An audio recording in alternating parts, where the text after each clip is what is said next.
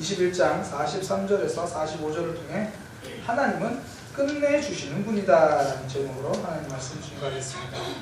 우리 하나님은요, 아픔과 어려움도 끝내주시는 분이고 약속도 하셨으면 끝내주시는 분이고요, 그래서 우리 인생에 제일 끝내주는 분입니다. 여호수아의 삶을 좀 잠시 보면요, 이 가나안 전쟁보다 여호수아가 힘들게 했던 것은 저는 책임감이라고 생각을 합니다. 모세 이후에 지도자가 되었잖아요. 그러니까 광야 생활을 마치고 가나안 땅에 들어가야 되는데 새로운 땅에 대한 백성들의 기대감이 너무 커요. 기대감이 큰 것도 굉장한 부담이잖아요. 근데 또 한편으로 전쟁에 대한 두려움도 있었을 거예요. 그리고 이 과거를 생각해 보니까 늘 불순종하던 백성들의 과거가 보이는 거죠. 이 모든 것을 짊어지고 지금 리더가 된 겁니다. 굉장한 책임감이죠. 굉장한 무게입니다. 저는 책임감을 다른 말로 삶의 무게다라고 생각을 합니다. 아버지의 책임감은요, 가족의 무게잖아요. 자녀들의 미래를 짊어지고 가족의 안정과 행복을 짊어지고 살아가는 것, 아버지입니다. 담임 목사도 그렇겠죠. 제가 하는 결정과 행동의 무게를 기억하는 것, 이게 책임감이라고 생각합니다. 그런데 책임감은요, 사람을 강하게 만들어주지만 한편으로 지치게도 만듭니다. 그러니까 부모는 책임감 때문에 힘들어도 참지만 또 책임감 때문에 쉬는 것도 쉬는 게 아닐 때가 많다라는 거죠. 라디오에서 한 어머니가 이런 사연을 올렸더라고요. 학교에서 이제 아이들이 학예회가 있었나 봐요. 그래서 함께 학예회를 보고 아이들은 학교에서 밥을 먹었는지 그렇고 친한 학부모들끼리 몇 명이서 오늘은 애들 좀 떼놓고 편하게 밥 먹자, 그리고 해방이다 그러면서 뭐 먹을래? 그러다가 초밥 먹으러 갔대요. 초밥을 먹으려고 딱 이제 연어 초밥을 집으려고 하니까 저거 우리 아이가 좋아하는 건데, 그러니까 그런 마음이 먼저 들더라는 거죠. 그러니까 아이들 떼놓고 온 음식점에도 마음은 거기에 매여 있더라는 거죠. 저는 책임감이 그런 것 같아요. 나를 강하게 만들어주긴 한데 늘 마음 한켠에서는 나를 좀 붙들어 매고 있는 거. 그래서 우리는 이 책임감 때문에 힘들어하는 사람들을 주위에 많이 봅니다. 또 그들을 향해서 우리는 또 격려를 하기 위해서 말을 하죠. 아우, 그냥 애들은 신경 쓰지 마. 지들끼리 알아서 크는 거야. 자기 앞가림 애들 다 할 거야. 그런데 책임감의 무게는요, 그 말 몇 마디로 털어내기가 쉽지 않습니다. 사실 책임감이 가벼워지려면 말 몇 마디가 아니라 믿는 구석이 있어야 되거든요. 그러니까 애들은 자기 앞가림 할 거야, 이 말이 가벼워지는 게 아니라 그 애가 학교에서 매일 장학금 받고 다니고 평소에 일 알아서 하고 그러면 믿을만 하거든요. 그러니까 믿는 구석이 있으니까 가벼워지는 겁니다. 청해도 웃지만 말고 실천해보세요. 부모님 어깨가 가벼워질 거예요. 제가 오늘 집에서 감자탕을 먹었는데 감자탕을 막 발라 먹으면서 그랬어요. 나는 원래 이거 등골을 잘 발라 먹는다고. 대학교 때 제가 타지에서 대학 다녔거든요. 부모님 등골 정말 제가 너무 죄송한 거예요. 그게 생각입니다. 그러니까 이게 책임감이 가벼워지려면 믿는 구석이 있어야 돼요. 하나님은 여호수아에게 믿는 구석이 되어주신 겁니다. 1장에서요, 하나님이 뭐라고 말씀하셨냐면 땅 점령 걱정하지 마라, 내가 주겠다. 모세에게 약속하신 그 땅 네가 밟기만 해라, 밟는 순간 주겠다. 믿는 구석이 되어주셨습니다. 그리고 그 믿는 구석이 되어주신 하나님은요, 오늘 본문에서 결국 그 약속 다 이루어주셨다라고 말씀하신 겁니다. 그러니까 그 주시겠다고 약속하신 땅의 약속 이루어주셨습니다. 내가 땅 줄게 약속하신 그 땅 주심으로 끝내버리셨습니다. 정복 여정을 끝내셨고요. 약속도 끝까지 지키시는 하나님은 말 그대로 끝내주시는 분입니다.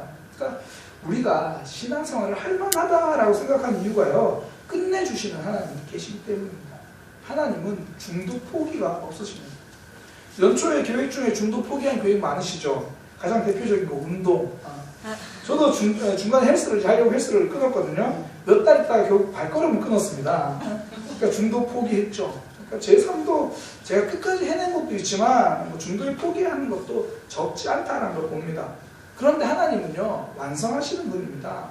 광야의 여정도, 가나안 땅의 점령도, 그리고 저와 여러분의 삶도 하나님은 완성시켜 주시는 분입니다. 그러니까 하나님이야말로 정말 끝내주시는 분이기 때문입니다. 왜 하나님이 끝내주시는 분인가요? 하나님이 시작하셨기 때문입니다. 믿음도요, 하나님이 시작하셨습니다.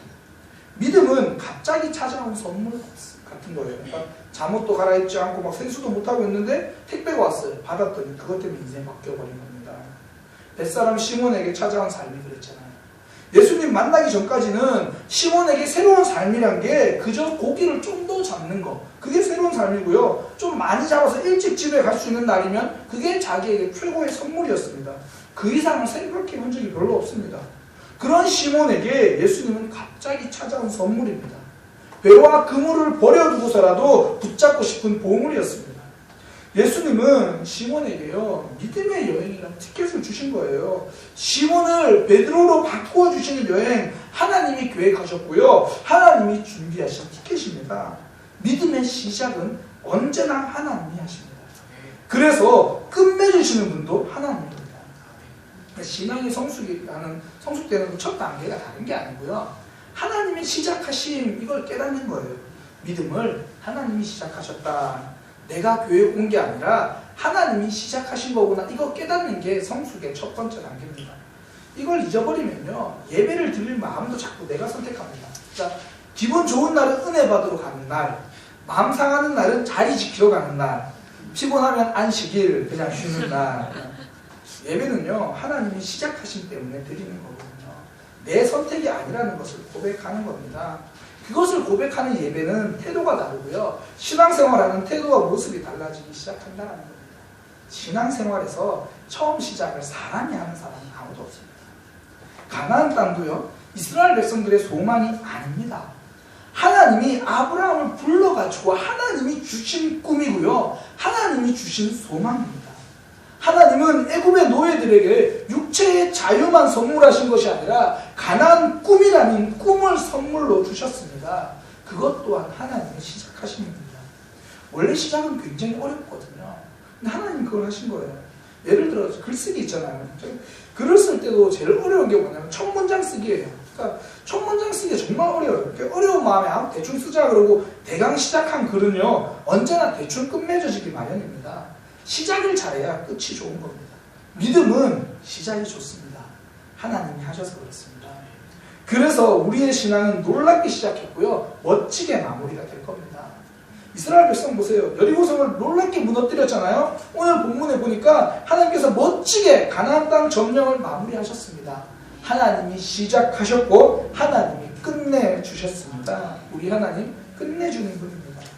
근데 우리 삶을 보면 끝내주는 게 아니라 기도 제목이 끝도 없는 것 같아요. 그러니까 여리고성, 아이성, 다시 여리고성, 뭐 그런 것 같아요. 그러니까 끝내주는 하나님은 내 삶에서 좀 침묵하시는 것처럼 느껴질 때가 있다라는 겁니다. 이스라엘 백성들의 삶, 우리가 여호수아 쭉 살펴봤잖아요. 크게 다르지 않아요. 보면 전쟁이 하루아침에 끝난 게 아니거든요. 여리고의 함성을 뒤로 하고 와 이겼다, 아이성이 기다리고 있어요. 아이성 점령 끝내자, 연합군의 공격이 기다리고 있어요. 끝도 없이 찾아오는 아픔과 문제 속에서 때로는 우리 삶에 기도는 힘을 잃고요, 소망도 지쳐갈 때가 있다는 겁니다. 2017년 휩쓸었던 단어가 YOLO거든요. 영어 단어 You only live once. 너의 삶은 오직 한 번뿐이야. 그러니까 즐겨라. 그걸 줄여가지고 YOLO. 근데 저는 대한민국의 YOLO는요, 삶을 즐기자는 환호성이 아니라 미래를 장담할 수 없다는 아우성부 같아요. 미래를 잘 모르니까, 기대할 소망이 없으니까 그냥 오늘이라도 즐기자. 소망이 지쳐가는 삶에서 현실이라도 한번 그냥 좀 즐겁게 살아보자라는 몸부림처럼 보여진다는 겁니다. 이런 삶이기 때문에요, 믿음이 답입니다. 성도는 끝도 없이 찾아오는 문제를 보는 것이 아니라 그때그때 문제를 끝내주시는 하나님을 보는 사람이기 때문입니다. 이스라엘 백성에게 약속하신 선한 말씀이 하나도 남음이 없다고, 하나도 남음 없이 다 응하셨다 말씀해 주셨거든요. 아픔 찾아옵니다. 그러나 위로해 주시겠다는 하나님의 위로가 응하게 될 것입니다. 우리 삶 가운데 때로는 견딜 만한 힘을 주시겠다는 그 견딤이 응하게 될 것입니다. 유혹이 찾아옵니다. 그러나 내가 세상을 이기었나라고 말씀하신 예수님의 승리가 우리에게 응하게 될 것입니다. 하나님께서 우리 안에 선한 일을 시작하셨습니다. 그분이 그리스도 예수의 날까지 끝까지 이루실 줄을 확신하는 것, 이것이 믿음입니다. 너희 안에 착한 일을 시작하신 이가 그리스도 예수의 날까지 이룰 줄을 우리는 확신하노라. 바울의 고백이고요, 저와 여러분의 고백이고 우리 사랑의 교회의 고백입니다. 그러니까 성도는요, 아픔도 과정이 되는 겁니다. 아픔은요, 지나가는 간이역이지 종착역이 아닙니다. 간이역은 조금 볼품이 없을 수 있습니다. 간역에 머무르는 동안은 좀 추울 수도 있고요. 주위에 사람도 안 보이고 좀 외롭고 쓸쓸할 수 있습니다. 그러나 시간이 지나면요, 기차는 반드시 간역을 떠나서 다시 출발하게 됩니다. 간역이 목적지가 아니기 때문입니다. 아픔의 간역은 스쳐 지나가면요, 최악이던 기억도 추억의 기억으로 남게 될 겁니다. 저는 좌절이라는 게요, 간역을 종착역이라고 착각하는 것, 그게 좌절이라고 생각합니다. 끝내주신 하나님을 붙들지 못하는 결과입니다. 뭐 이번에 이제 수능시험 끝났잖아요. 15일날 아이 성적 나온다 그러던데, 이 수능시험 좀 못 쳐가지고 내 인생 끝났다, 내 미래 끝났다 좌절하는 학생은 사실 어리석은 거죠. 수능은요, 간이역이잖아요. 인생 이제 시작한 겁니다. 끝난 게 아니죠. 시험을 혹시나 좀 못 봤으면 그냥 첫 번째 휴게소가 좀 초라할 뿐이다, 그렇게 생각하면 되는 겁니다. 또 한편으로 그런 거 있죠. 이미 떠나온 간이역에 마음을 두고 온 사람들, 이런 것을 우리는 상처라고 부릅니다. 이미 아픔을 다 끝났는데, 지나갔는데 계속 그 아픔에 마음 두고 상처가 돼서 살아가는 거죠. 우리는 아픔에 미련을 두고 상처로 살아가는 사람이 아니라 나를 이끌어 가신 하나님에게 마음을 주면서 치유받으며 살아가는 사람들입니다. 성도의 삶은 언제나 하나님이 완성시켜 주시기 때문입니다. 그래서 신앙은요, 선전포고인 동시에 승리선언입니다. 하나님이 끝내주실 것이기 때문입니다. 많은 사람들이 신앙생활을 할 때요, 이 사단에 대한 선전포고라고 생각을 해요. 선전포고하고 그때부터 싸움은 내가 치열하게 싸워야 된다고 생각을 합니다. 순종을 싸워야 되고, 인내를 싸워야 되고, 사랑을 몸부림쳐야 되고, 그러다 보니까 신앙생활 열심히 하려고 할수록 힘겹게 느껴지는 겁니다. 내가 싸우려고 해서 그래요. 이건요, 신앙생활에 대한 오해입니다. 구원은 전쟁 선언이자 동시에 종전 선언입니다.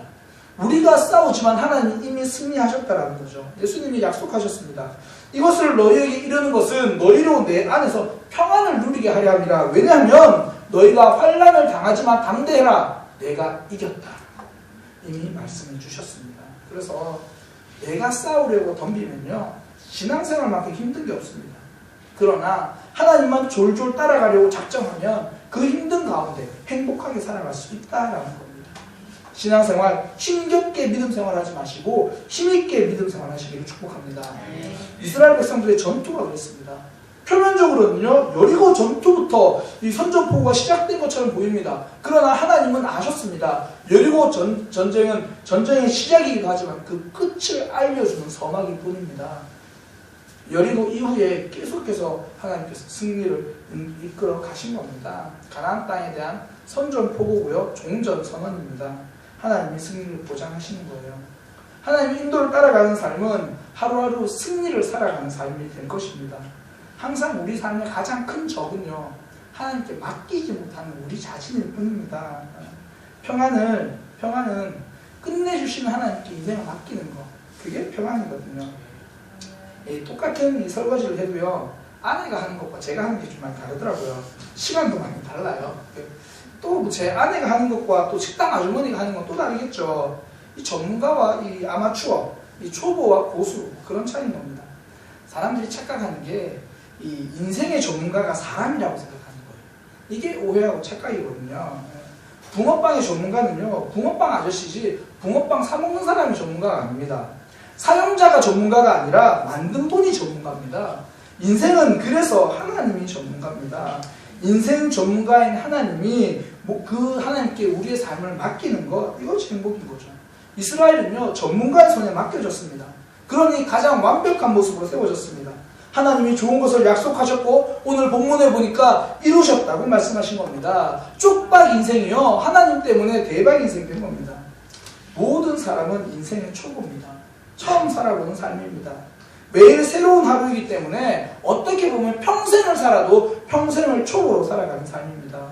그 초보자가 끝까지 운전대 붙들고 있으니까 자꾸 사고가 생기는 겁니다. 초보자가 운전대를 잡는 것이 아니라 전문가에게 운전대를 잡도록 맡기는 것, 그게 지혜입니다. 내가 운전하지 않는 겁니다. 하나님께 내 운전대 맡기는 겁니다.